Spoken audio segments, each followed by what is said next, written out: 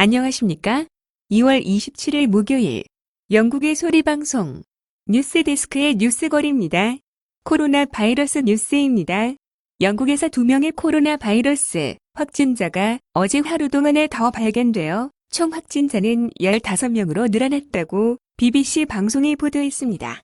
확진자 중 1명은 리버풀에 있는 코로나 바이러스 센터에 입원 치료를 시작했으며 다른 1명은 런던에 있는 코로나 바이러스 병동에 입원하였습니다. 환자들은 최근 각각 이태리 북부와 스페인령 휴양지 테너리프에 다녀온 것으로 밝혀졌다고 병원 측은 밝혔습니다. 한편 테너리프에서는 이 시간 현재 168명의 영국인 휴양객들이 코스타 아데제 팔리스 호텔에 격리 수용되어 있는 것으로 알려져 있습니다. 이로써 중국 우한 지역에서 12월 중순 최초 발생한 코로나 바이러스에 감염된 사람은 세계적으로 40여 개국에 8만여 명에 감염되었고 2,700여 명의 사망자를 발생시켰다고 방송은 보도하였습니다. 다음은 메뚜기 섬멸 작전 소식입니다. 10만 마리의 훈련된 오리로 구성된 중국군 부대가 메뚜기 떼와 싸우기 위해서 파키스탄에 파견될 예정이라고 블룸버그 통신이 보도했습니다.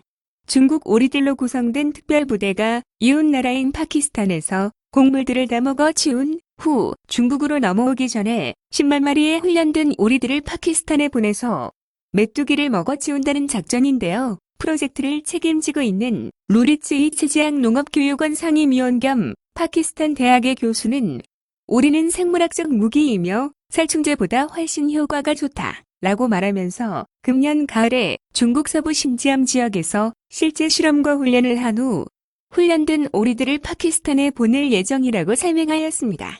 동부 아프리카에서 시작된 메뚜기 떼들은 동쪽으로 진출하면서 우기와 건기가 불확실하고 늪지역이 많은 파키스탄에서 크게 번성하여 해마다 엄청난 양의 농작물을 먹어치우고 있어서 UN 식량농업기구에서도 풀지 못하는 숙제 중의 하나입니다.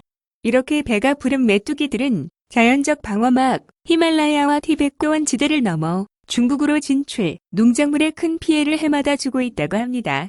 다음은 본방송의 박지연 팀장이 북한 핵무기 폐기 관련하여 중동의 알자지라 TV가 2월 20일 보도한 미북 정상회담과 관련된 문제를 아날라이즈하고 북한의 파렴치한 주장에 대해서 맥없이 대응하는 대한민국 정부의 안일한 태도를 꼬집는 기사입니다. 한국 국민은 북한이 핵무기를 내려놓을 의사가 없다는 사실을 확인했지만 현 한국 정부는 여전히 북한 바라보기를 하고 있습니다. 북한이 이미 만들어 놓은 핵무기들이 있으며 북한 전역에 많은 핵시설과 핵물질 그리고 미사일 발사 시설들이 있지만 오직 영변만 핵사찰을 받고 폐쇄하겠다면서 미국에게 경제제재의 전면 해제를 요구한 북한은 여전히 핵무기를 포기하지 않을 것이라는 것을 온 세계에 알려준 것임을 재확인했습니다.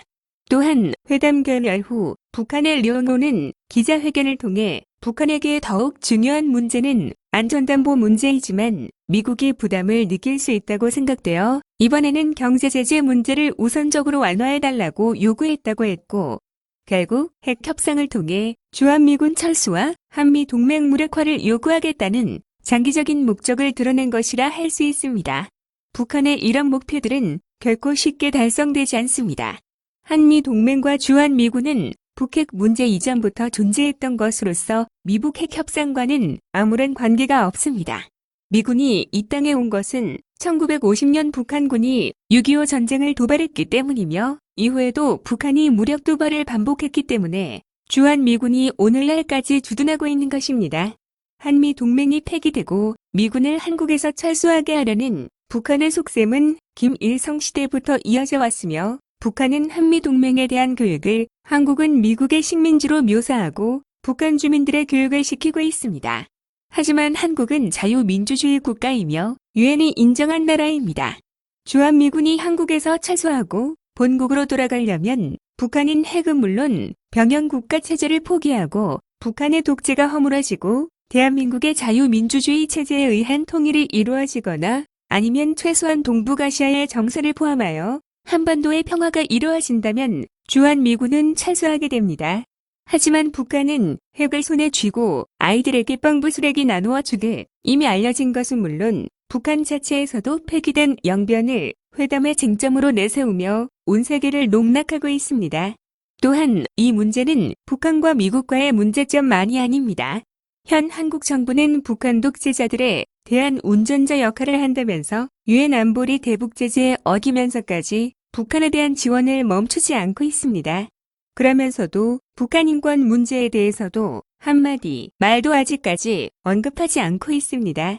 지금 열리고 있는 유엔 인권회사에 참석한 강경화 외교부 장관도 이산 가족들에 대한 문제만 언급했을 뿐 현재 북한에서 자행되고 있는 잔인한 반인도적 인권 유린에 대해서는 한마디 언급도 없었습니다. 독일 통일에서 보여주었다시피 서독의 정치인들은 독일 통일의 기본이 동독 주민들 인권이었습니다. 독일은 여전히 인권의 가치를 중요하게 여기는 나라이지만 한국은 정치에 따라 인권이 달라지는 나라입니다. 한반도의 진정한 평화와 8천만 국민들의 자유를 보장하는 통일이 이루어지려면 한국 정부는 북한 인권 개선에 앞장서야 하며 북한 정부가 아닌 북한 주민들을 위한 북한 주민들과 함께하는 통일을 구상해야 합니다. 시청하여 주셔서 감사합니다. 구독과 좋아요도 눌러주세요. 감사합니다.